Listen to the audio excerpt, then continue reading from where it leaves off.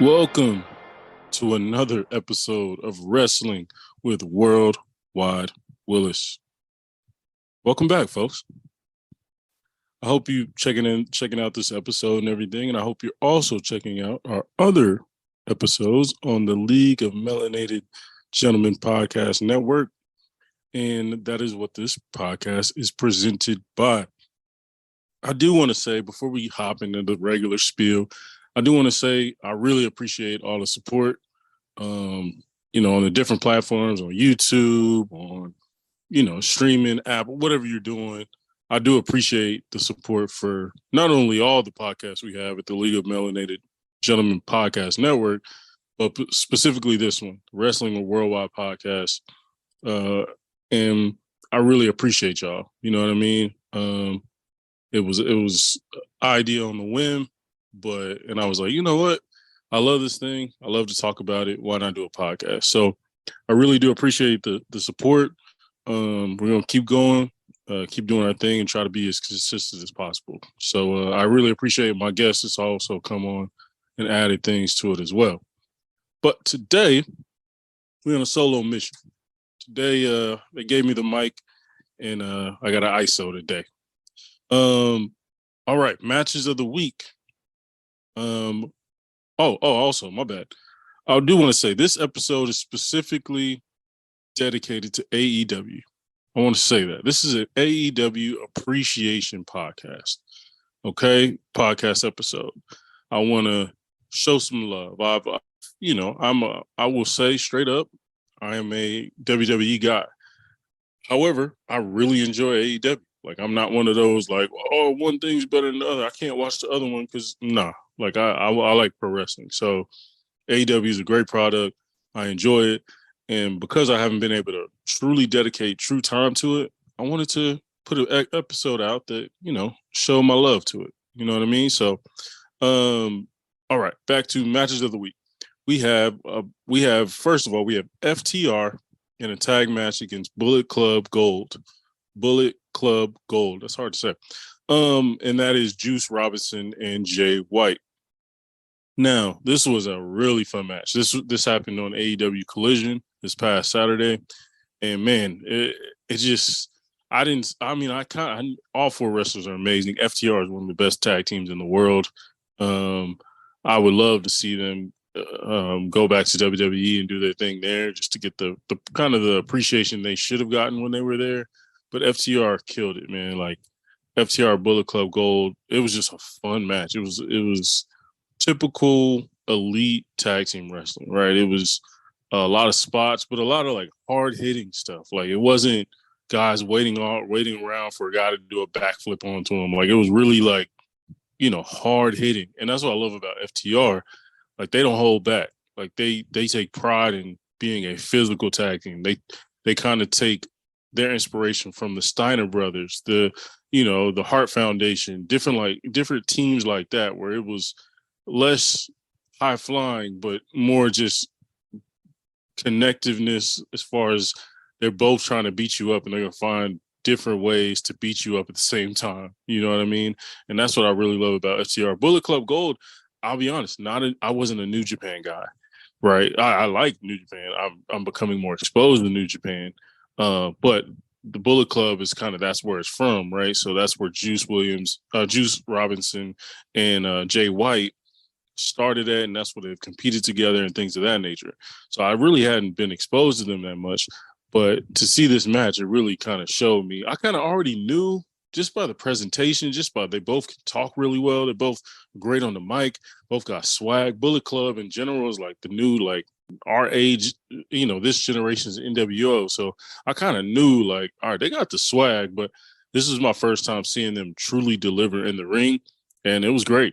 It was amazing. It was a really good tag team match. Like, that was pay-per-view level tag team wrestling. And we got it for free on a Saturday night. So can't be mad at that.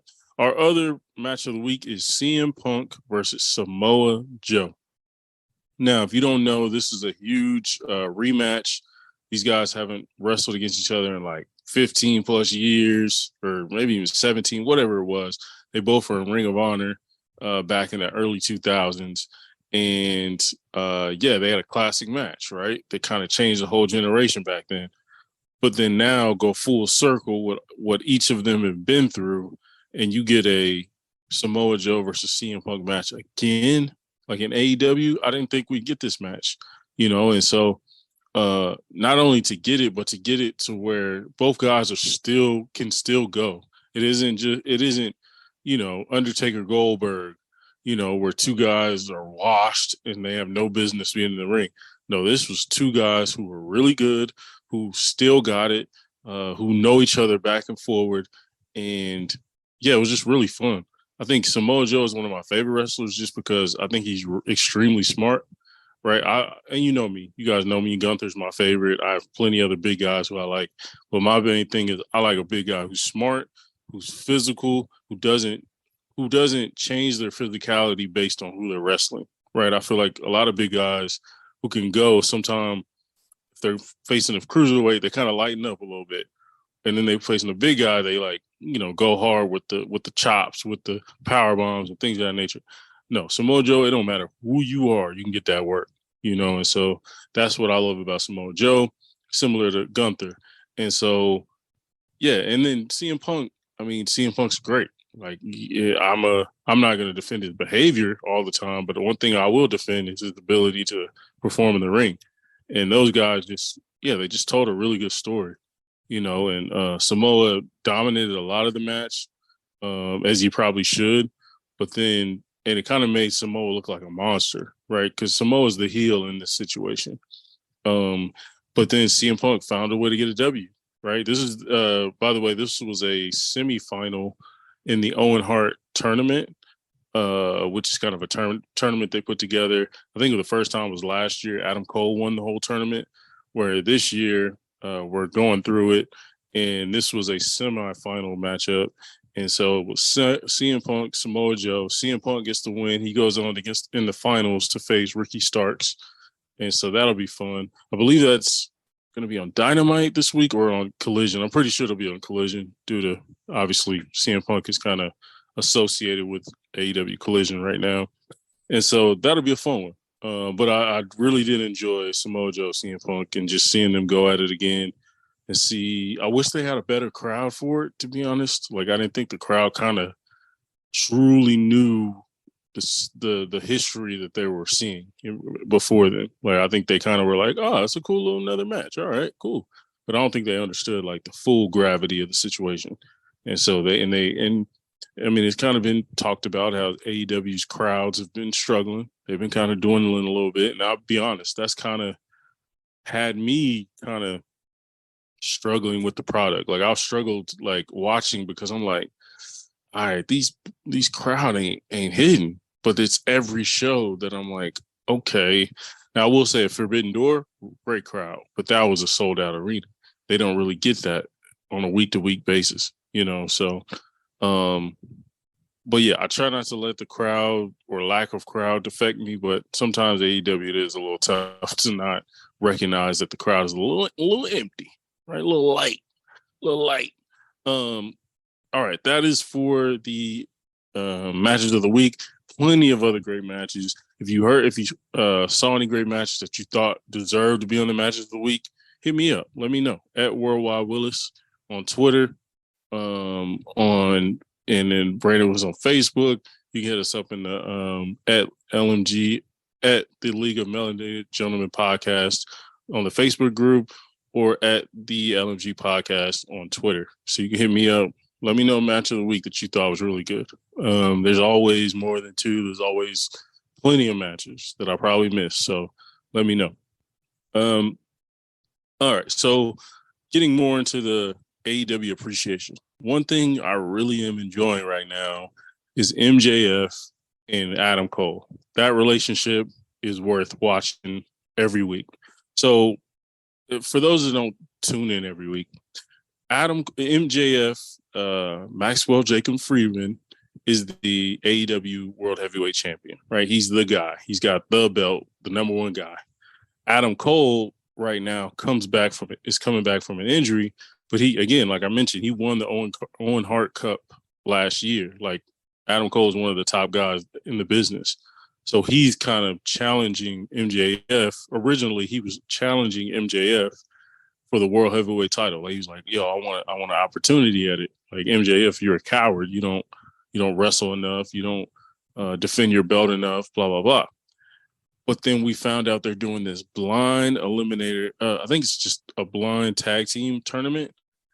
And man, we'll touch on that um, concept a little later. But it's genius because we get situations like this. MJF and Adam Cole, it was kind of a randomized. It's kind of like when you're playing 2K, WWE 2K, and you create a tag team tournament, and you have the option to select your partner, select the partners, select the tag teams, or randomize the tag teams and have partners that never tagged with each other partnering together.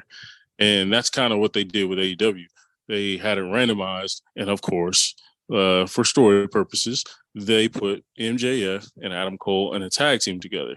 And man, when I tell you it's been a home run, it's been a home run. They put them together, I want to say 3 weeks ago, 3 weeks ago, and they've had viral moments ever since. MJF is like, basically Adam Cole is playing the, older, doesn't want to be bothered with this stupid kid. I'm kind of required to be your partner, but I don't really want to be your partner because I don't like you, type of thing. And MJF is like the heel who's trying to be like, no, Adam, let's be besties. Let's be friends. Let's go. Let's like we can be the best tag team ever, And MJF is telling Adam Cole like, hey, we're gonna have some merch. For those who don't know, Adam Cole is his like go-to thing is Adam Cole, baby. And then MJF's slogan is "I'm better than you, and you know it." Well, MJF created these T-shirts to say "I'm better than you, baby," right? It's kind of merging the lines to the classic lines together. And honestly, it's a fire shirt. It's a really cool shirt. Like I would like to get it, but yeah. And Adam Cole was just like, "What are we doing?" And if you haven't seen, we've check out our at the LMG podcast on Twitter. I've posted a few of the viral moments that we've seen. So Adam Cole, the beautiful thing about this storyline is that MJF is doing a good job of like carrying it over in low key real life. So if you don't know, Adam Cole is a huge gamer. He's big in the gaming space. I think he's Twitch streams like every night. He's a big part of. Used to be a huge part of Up Up Down Down with Xavier Woods on YouTube. And since AEW came, he kind of split. He's doing his own thing, right? And so when he's streaming, obviously he takes calls. He reads the Discord or whatever. Well, MJF, who is like the antithesis of Adam Cole, MJF thinks people who play video games are nerds, thinks they're virgins, thinks they're all these different things, calls them all these different things, incels, all these different things. And so Adam Cole's on the Discord one day in his stream, and MJF enters the Discord and is like, "Hey, buddy, I think our new special move should be the double clothesline. I think that's our thing. I think that's going to be our special tag team move that's going to win us the whole thing." And Adam Cole's like, "Bro, what are you doing? Like, why are you like we have boundaries here, and he keeps saying boundaries. And it's just, bro, that MJF Adam Cole relationship and dynamic has been amazing. Whoever came up with that concept, shout out to them. Shout out to the producer, Nick Khan, whoever, MJF, Adam Cole, whoever came up with it, hitting home runs. There's so many moments I could go over. Their first entrance together, hilarious. MJF comes out, and MJF, if you don't know, and I've talked about MJF in this podcast before, he actually won our best on the mic bracket that me and Spencer did. MJF is the heel of all heels. He's the bad guy of all bad guys. He is what you want in a heel, right? He takes it on the television and off the television. He's acting the same way. He's gonna be mean. He's gonna be cruel. He's gonna say crazy stuff. Well, the cool thing about this when he's with Adam Cole, he like plays this like almost like corny fake baby face. And it's hilarious because we know who MJF is. Like, we know you're not this guy. We know you're not the guy who, like, when you're walking down the ramp, you go shake hands with kids and give them some gear, or like, he's not that guy. But when he's with Adam Cole, he plays like he's that guy, and it's hilarious. It's hilarious to see basically MJF do a babyface impression, babyface wrestler impression, and that's kind of what's making it over the top funny. It's just like, we know who MJF is. Like, we know he, at any moment, he can say something wild to somebody, but he's really like leaning in and trying to be one of these baby faces.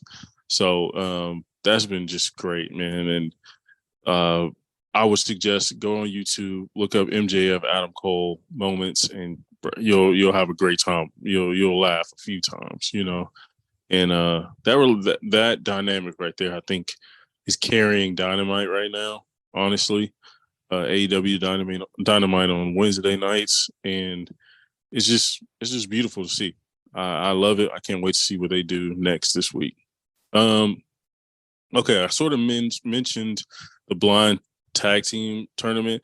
I think it's blind tag eliminator tournament, but I got to get the correct wording down. I have to double check after this. But basically, like I said, it's a tournament of tag teams where they randomize the partners of those tag teams, and then they go to try to win the belt or win an opportunity to have a number one contender opportunity against the tag team champions, which are FTR at this moment.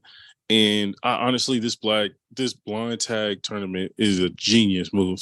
Genius, right? Like, you couldn't ask for a better situation, right? If you're a writer, you're like, wait, so you're going to put such and such and such and such together who are random?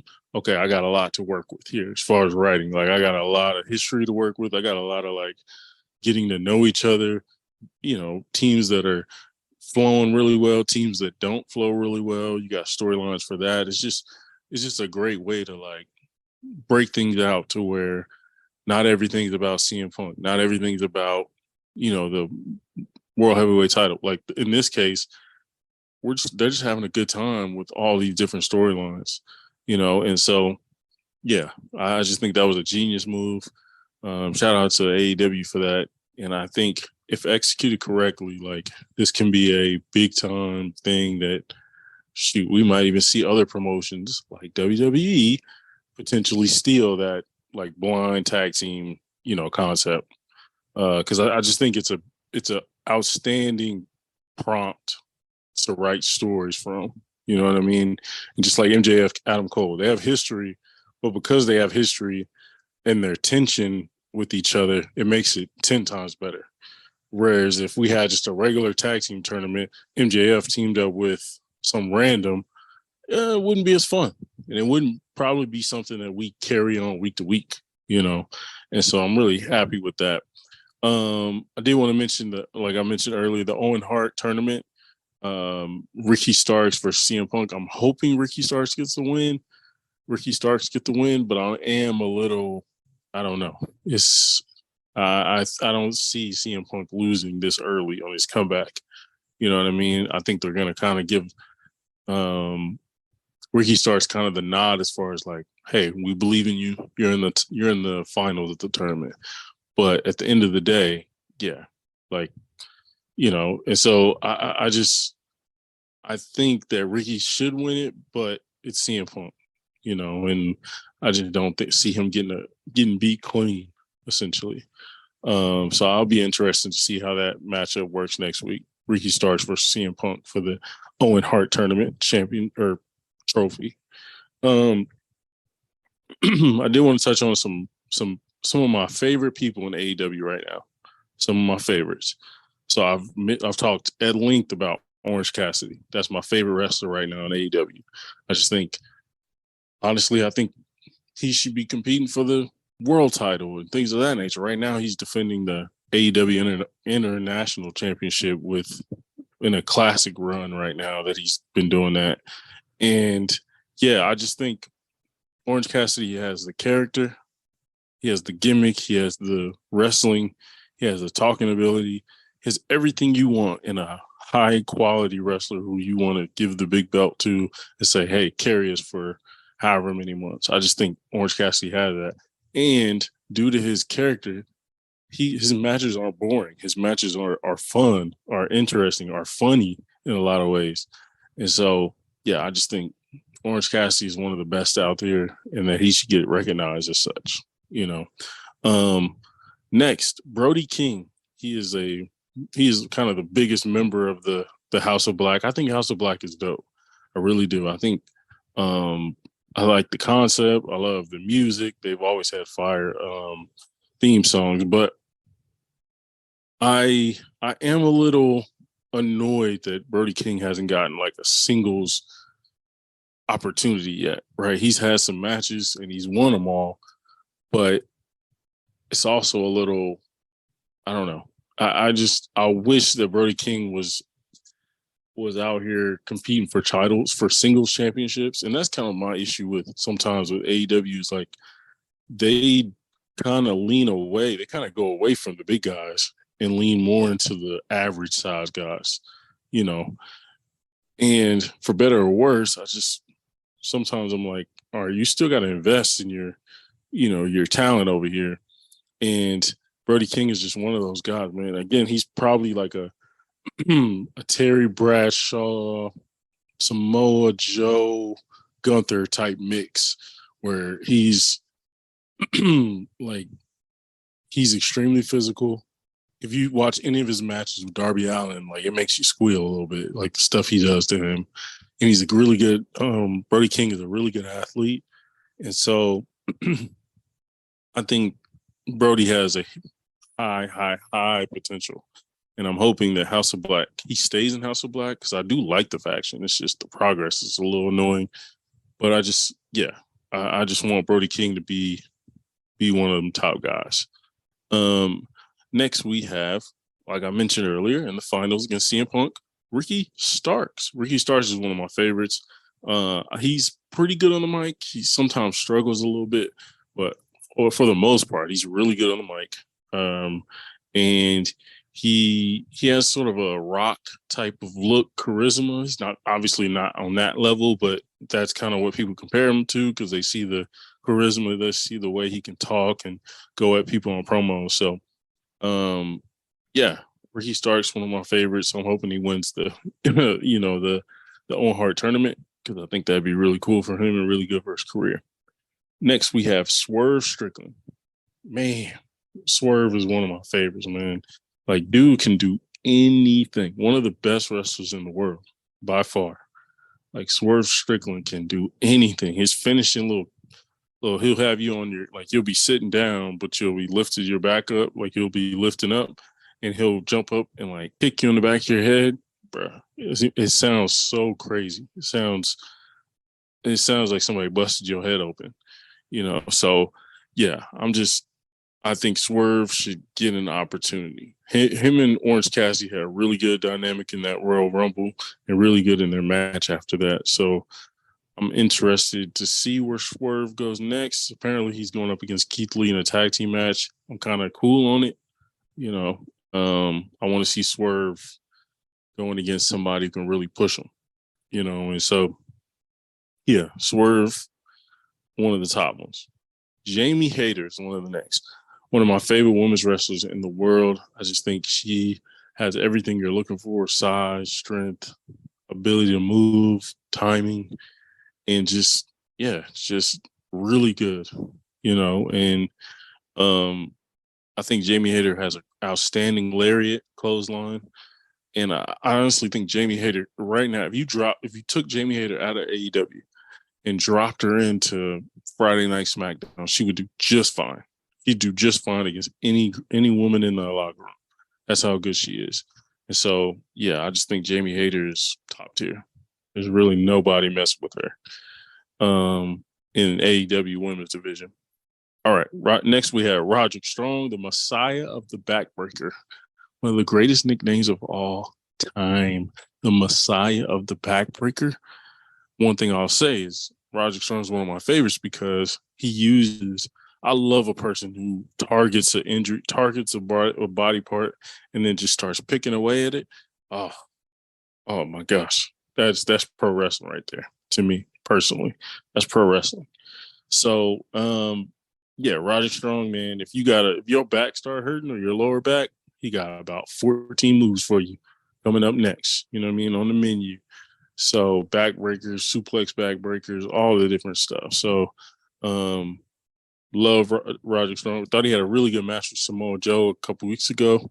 Unfortunately, got beat up after the bell by Samoa Joe, but overall, I thought, you know, Roger did his thing. He actually is coming back from being off for a little bit, so he's getting his win back. So I'd be interested to see like a Roger Strong Orange Cassidy match. I think that'd be really good, really good. And lastly, one of my favorite teams or wrestlers in AEW is the Elite. The Elite consists of Young Bucks and Kenny Omega. And man, when they go out there, they put on a show. Them dudes are top tier. Kenny Omega, we all know, is one of the best, but the Young Bucks need to get more respect. You know what I mean? They put on an amazing matches. They do some stuff that I'm like, yo, I've never seen that before. I've never even thought to do that thing before. Also, give it to Young Bucks for innovating the tag team division and doing some moves that I never would have thought of, and combination moves. And I'm just like, how did they even think of doing that? So yeah, the Elite and that's the Young Bucks and Kenny Omega. I really like what I'm seeing from them, and I hope it continues. But yeah, AEW appreciation. I really like the promotion. I think it has a bright future, especially if it stays consistent and keeps some of the top guys there. I think it'll be fun. All right, now for my top five. All right, my top five today is top five DDTs. You don't know what the synonym DDT means?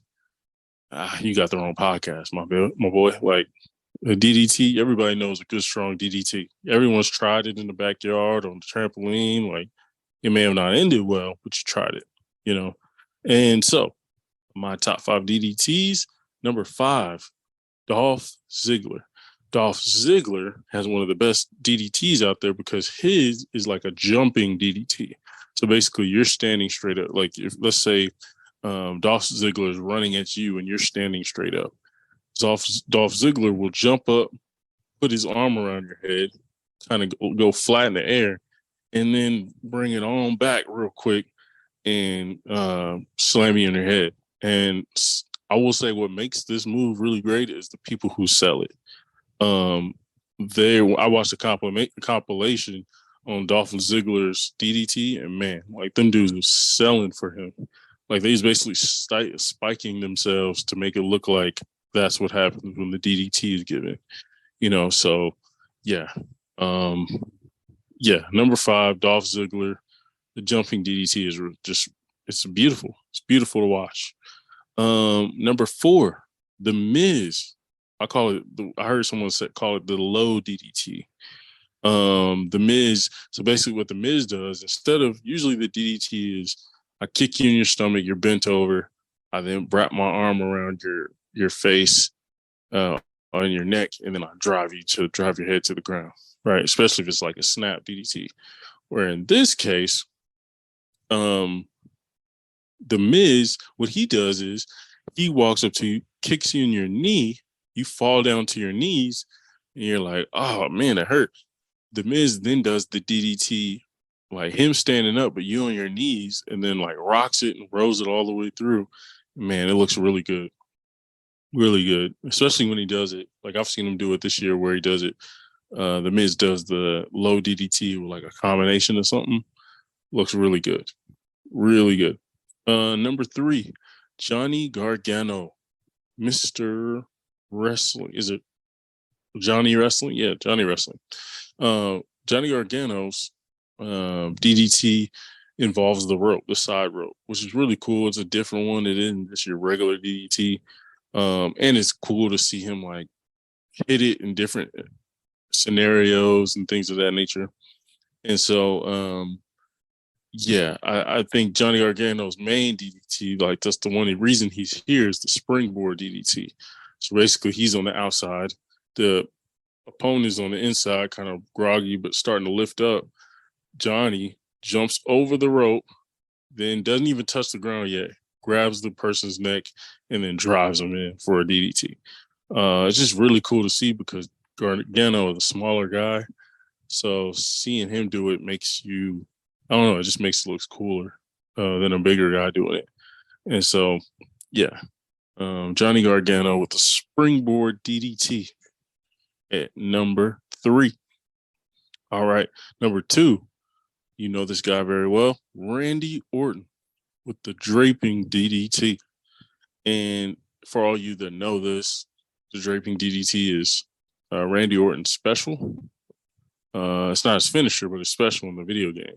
So he basically gets you up against, gets you in the ropes, has you bent over into the ropes from the outside to the inside, and then grabs your neck, pulls you through to where your ankles are on just the turnbuckles, and then he just drives your head into the ground. You know, that draping DDT always looks good, and his facial expressions add to it. It just looks like a deranged person's move, than a regular person's move. So, yeah, it was just Randy Orton's been doing it for years. One of the more original moves he has. And yeah, I just think he does it really well. Again, the execution. I think honestly, if Randy Orton went about, if he never did the RKO, but just did the DDT, basic DDT or draping DDT, whichever version, I honestly think everybody would love it just because we love Randy. We know the different ways he performs a move. There's plenty of other people that do the draping DDT. Tommaso Ciampa does it, but it isn't as good as Randy's. And so for me, definitely got to have Randy Orton number 2 for the hanging DDT. Now, number 1, I think we all know what it is. We all know why we're here.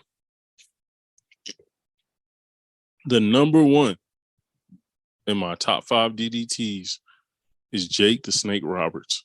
I call it the snap DDT, but that's not the official word for it. But yeah, I just think Jake the Snake did the DDT better than anybody. I think he made it look menacing. He made it look like, he was out there killing folks. You know what I mean? And I just think Jake, he always would. I feel like if you ever watch The Rock's DDT, I feel like he copied his off Jake the Snake. Jake the Snake would grab your head, kind of slap your back, but then is like quickly moving towards dropping you on your head. And man, it always looks great, And so Jake the Snake, kind of a man before his time, with his ability to talk and ability to, be a really good person on the mic. However, I do think he changed the game as far as the DDT is concerned. I don't know the full history of the DDT. I don't know where the origins are and where it came from.